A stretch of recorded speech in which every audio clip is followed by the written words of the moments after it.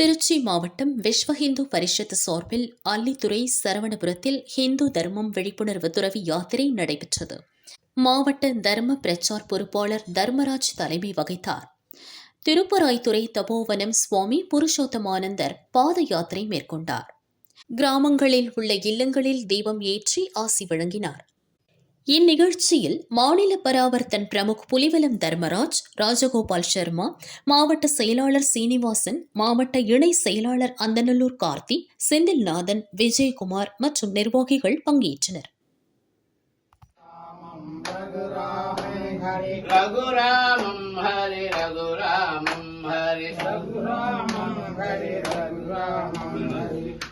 धर्म निरंजन रमा रमा धर्म निरंजन श्री राम जय जय राम श्री राम जय जय राम श्री राम जय जय राम श्री राम जय जय राम श्री राम जय जय राम श्री राम जय जय राम श्री राम जय जय राम